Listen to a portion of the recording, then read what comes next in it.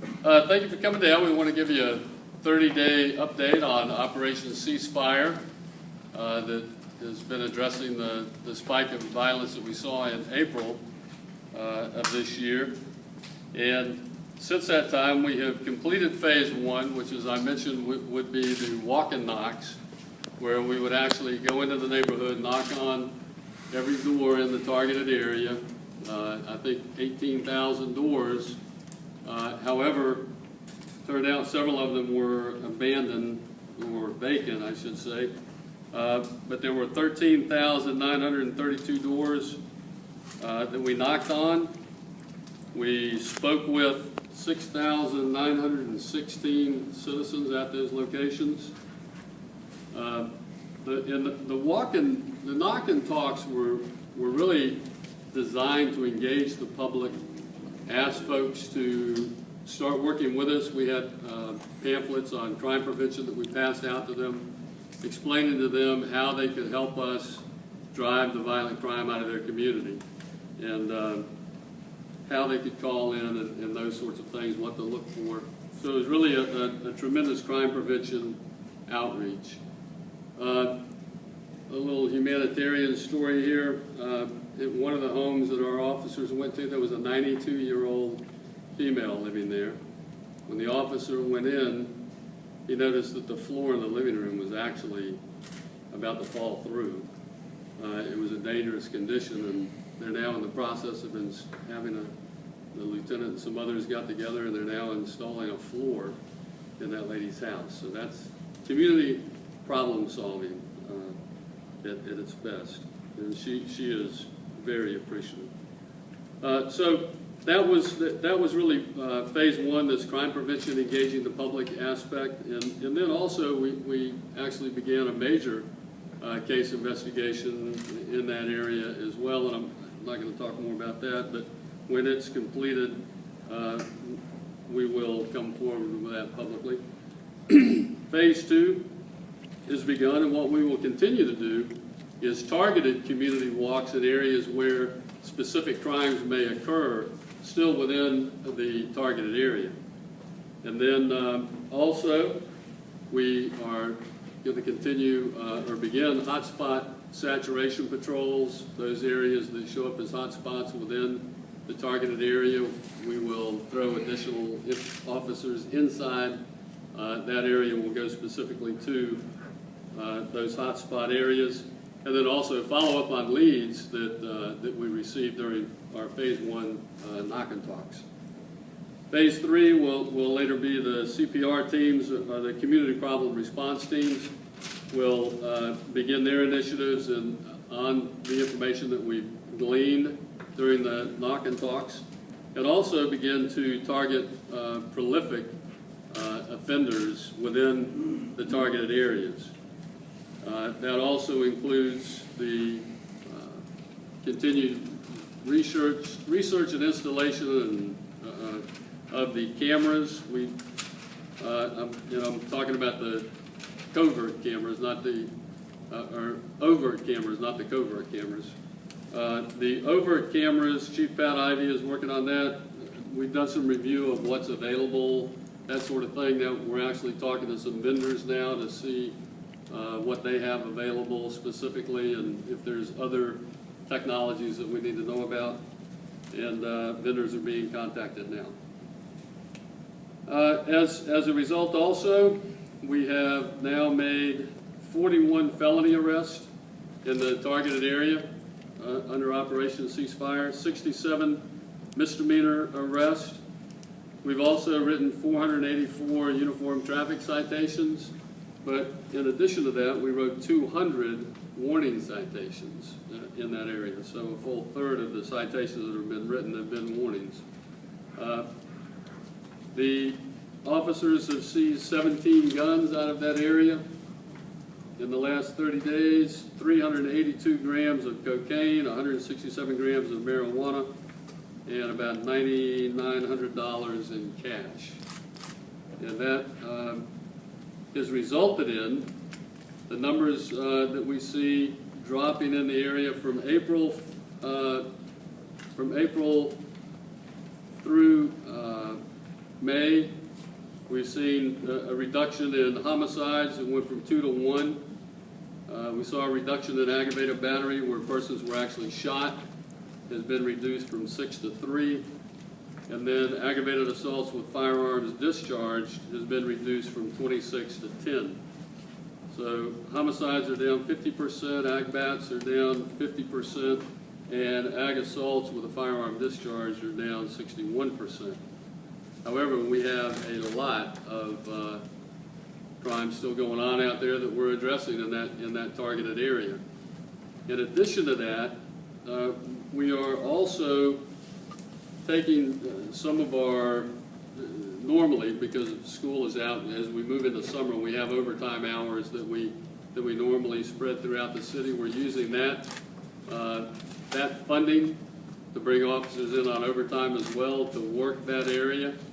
But we're also expanding outside of that area in lieu of some of the increase in violent crime that we've seen in other areas of Zone 5, just outside of our target area. So we've responded with that as well. So that's kind of a recap of what we've seen in the last 30 days, and I'll throw it open for questions. Sheriff Leslie Corsi, Action News. Leslie. Is the goal here to establish a trust within that community, a trust with the community and the sheriff's office?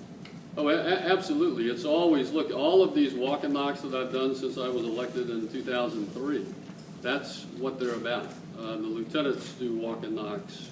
The whole SHADCO, the Sheriff's Advisory Council, everything that we do is geared toward building public trust so that they will step out and work with us, and particularly in targeted areas like this. Sheriff Jim Pickett. The 41 felony arrests, can you give us any idea what they were, what they ranged in? I don't have that in front of me, Jim, but I can get that for you if you'd like. 41 felony arrests and 67 misdemeanor arrests. I know we've had a couple for murder, a couple for aggravated battery, I think. I don't know what the rest of them were.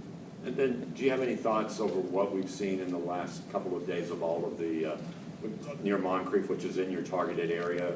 Lots of shootings, like 4 in the last 3 days. Yeah. Well, I can tell you, I'm not going to speak to individual crimes. I'm talking about the trends. We have a lot of investigations going on out there, as you can imagine, and I'm not going to talk about any of those. But we are, as a result of, some of those are just outside of the boundary, actually. So we are moving a mile outside the boundary to pick up some of those cases. Since you can't talk specifically on it, on some of the information of the people that you have talked with from those knock and talks, what kind of things are they telling you? They give us information about people, places, and things. That's about the best I can tell you.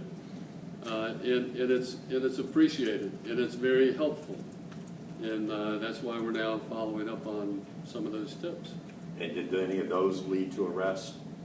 I don't know that I can specifically tie it to that. Some of it we already knew or we suspected. Some of it was confirmation, which is always good too.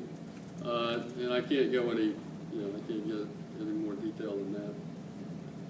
Sheriff Roger Weeder from First Coast News. When you put more emphasis in one area, do you see maybe a reduction in services in other areas? Because you only have so many people to go around. Yes, look, I think you do. That's why I made it very clear when we started Operation Ceasefire, the issue was that we were going to rob Peter to pay Paul.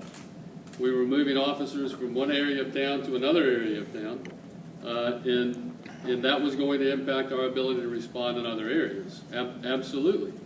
Now, you asked, does that cause crime in other areas? I don't believe it causes crime in other areas, but it certainly impacts our ability to respond to it. And that's why I've been so adamant these past several weeks, even before the spike in April, that we absolutely have to begin restoring the 147 police officers that have been cut and all 92 of the community service officers that were cut. cut.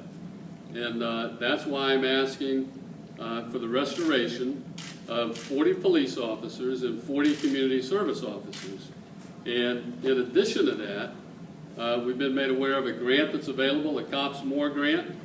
If you remember, this is a grant where the federal government will pay most of their salary for the first three years, something like that. And we are eligible for up to 15 officers through that process. So what I'm asking for is 40 officers out of the general fund and then 15 officers on top of that for a total of 55 officers this year.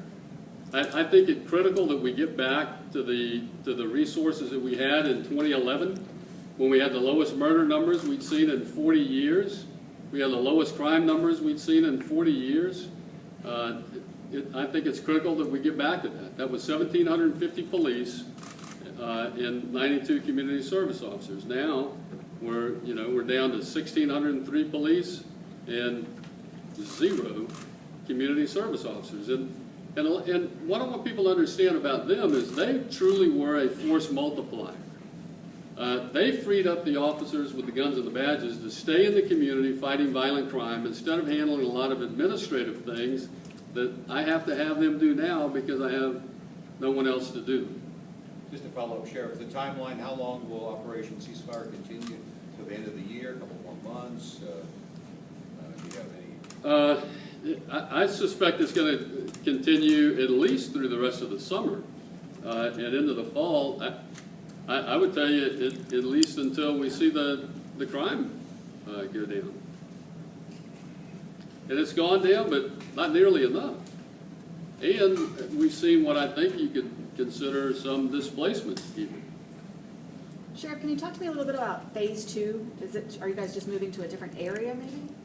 No, we're going to be in that same targeted area of Operation Ceasefire, but the walks will be specific to, for example, if you have a shooting somewhere, we'll go in there and do a walk.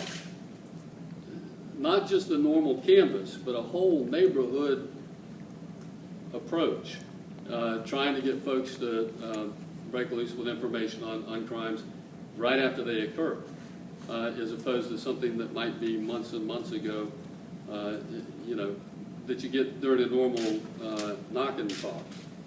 We want to do these community walks in specific areas right after those crimes. Sheriff Jim Schaller from the Times-Union. Just a couple things. So you're asking for 40 police positions, and then another 15 would come from the Cops More, the federal Right. grant. Is that Total correct? of 55, right. Okay, so it'll be 55 and then 40 CSOs. And that is around $8 million, is that right? That number, is that a ballpark number? Yes, minus the grant guys. The grant officers would be completely Separate. separate. Okay, excellent. And I don't know what that exact cost will be. It depends on what the grant covers. Fantastic. And the arrests that you had mentioned, the felony arrests, the misdemeanor arrests, are they all attributed to ceasefire officers? Was that part of the program, or were they just regular patrol guys, or was it a mix? Or? Well, those are the arrests that we've made in those areas. I don't care if it's a ceasefire officer or somebody else, or a beat officer. It doesn't matter. Okay. It's just arrests that we're making in that area. Okay, so it isn't necessarily attributed to a ceasefire patrol or something, but No. ceasefire is in that area, No, right. I understand. Right. Thank you, sir. A little follow-up on the budget Jim? questions that he was trying. How much are you asking money-wise from the city? Going, the talks are going on right now. What are you telling the mayor?